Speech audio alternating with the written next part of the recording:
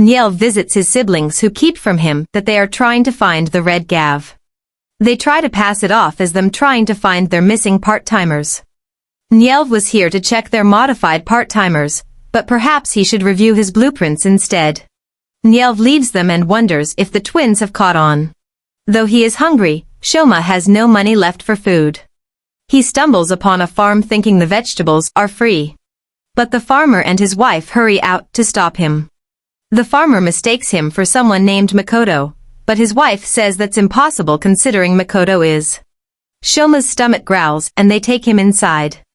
The farmer shows Shoma a photo of their son Makoto, who passed away 20 years ago. He and Shoma look exactly alike. The farmer's wife brings Shoma some of their leftovers to eat and he is grateful to be treated such delicious food. He asks them to describe each dish so he can write them down. He tells them that he and his mother could only eat what was around them and they feel sorry about that. The farmer and his wife welcome Shoma to stay with them for a while. They believe it is Makoto who brought him to them. Shoma thanks them for the offer. Elsewhere, Hanto visits the lab of the mysterious man that had interrupted him and Shoma last episode. The researcher is Suga Kenzo. And Hanto wastes no time asking Suga-san about these monsters they are both interested in. Suga-san explains that these monsters are beings from another dimension called Granutes whose objective is to abduct humans to use as spices in their addictive treats known as yamagashi or dark sweets. The Granutes compress live humans into that flat pouched form to make them more convenient to transport. And a large number of missing persons cases are probably Granute abductions. Suga-san says those treats must be delicious, but makes clear he's never tried them before. An emotional Hanto realizes his mother must have also been eaten by a Granuta. He explains that he saw it happen with his own eyes. Suga-san says that her being eaten without being pressed means that the human press process must be a more recent development. Instead of pressing Hanto further, Suga-san says he's been researching a way to counter the Granutes. And coming across the Kamen rider has given him the breakthrough he needed. He shows Hanto the gochizos he's caught, knowing that the Kamen rider used them against the Granutes. Suga-san is sure these things could give someone like either of them the power to fight the Granutes.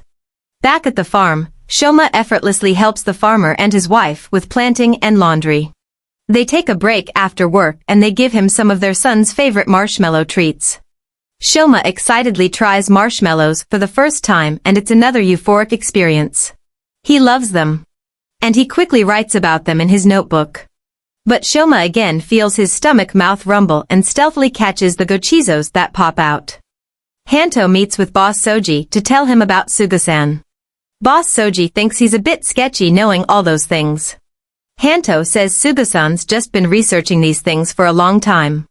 But Boss Soji says Hanto's been looking into these things as well, but knows nothing.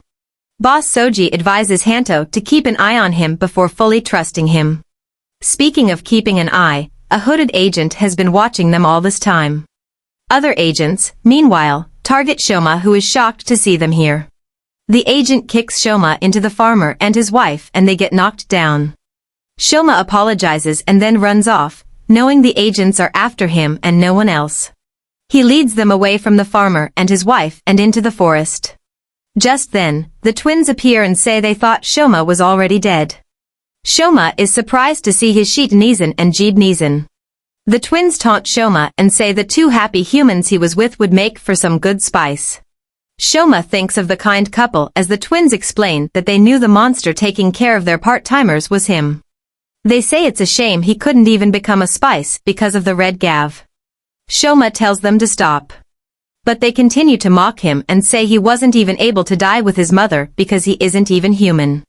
Shoma flashes back to the other dimension when he and his mother were taken to the manufacturing plant to face his siblings. Lango says their father who had been hiding them is finally dead. So it is time for the family to be rid of humans who are only good for being spices. Mama Michiru begs them not to harm her son. The other siblings say the two wouldn't make for very good spice at their present emotional state anyway. So they'll just have to be used for the cheap candies.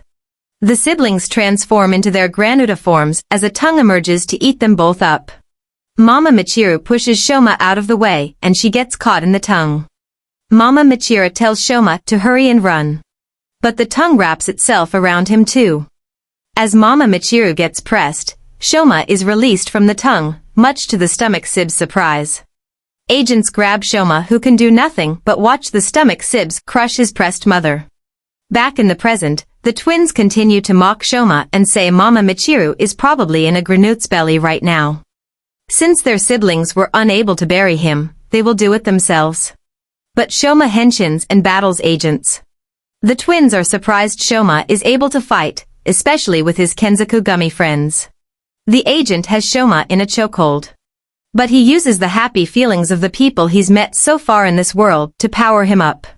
He pushes the agents off him and uses the Fuamelo Gochizo to up henshin and better fight them. Shoma uses a Maramelo Gochizo to power a rolling finisher to take care of the agents for good. Shoma warns the twins to leave the humans alone or he will beat them down. The twins remain defiant and tell him to watch his mouth before they leave. That evening, the farmer couple are waiting for Shoma. But they just pray that he is safe wherever he is. Shoma knows they must be sad. But he knows him being around them will only endanger them, since the happier they are, the more valuable spice they will be. Shoma collapses as he's run out of gummy energy. But a shadow approaches him.